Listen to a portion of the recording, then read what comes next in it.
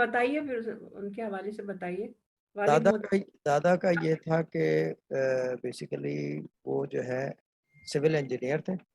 ہاوڑا برج جو کیا کہتے ہیں انڈیا میں بنا تھا، اس کے اندر ایک چھوٹا سا حصہ جو ہے وہ ان کے پاس آیا تھا بنوانے کے لیے. یعنی کہ بہت سارے انجینئرس تھے اور گانا بہت اچھا گاتے تھے، ہارمونیم بجاتے تھے اور ستار بھی بجاتے تھے.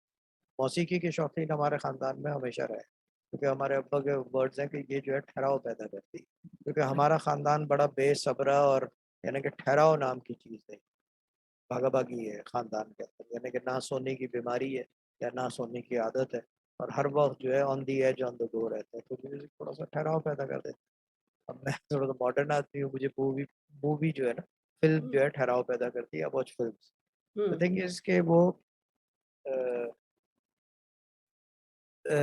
دوبارہ میں کٹ اٹ شارٹ کیونکہ سٹوری بہت لانگ گئی ہے. چیز یہ ہے کہ وہ منقط انڈیا اور پرانے زمانوں میں دیہاتوں میں سہارنپور میں یعنی کہ جو جس کو گانا آتا تھا یا کچھ آتا تھا وہ یعنی کہ باہر بیٹھ کے کونے پہ لوگ اکٹھے ہو جاتے تھے چارپائی کے اوپر یا تخت کے اوپر ہارمونیم لے کے اور وہ گاتے تھے. وہ منقبت گا رہے تھے اس وقت، یا علی دکھلا دو جلوہ حسیری کے خدا تم. اور ایک مرتضی حسنین تھے صاحب، وہیں لوکل گاؤں ہے، کچھ 4 سیدہ گاؤں ہے، اس کے اندر رہتے تھے.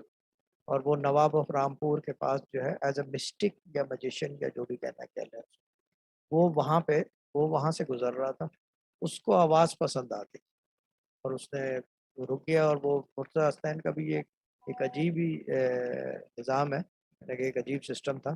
اس کے ساتھ 50 100 200 آدمی ہمیشہ چلتے تھے، اکیلا نہیں نظر آیا کسی کو کبھی.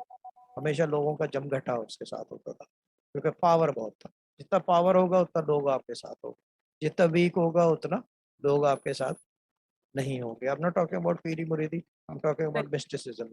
ٹھیک ہے نا.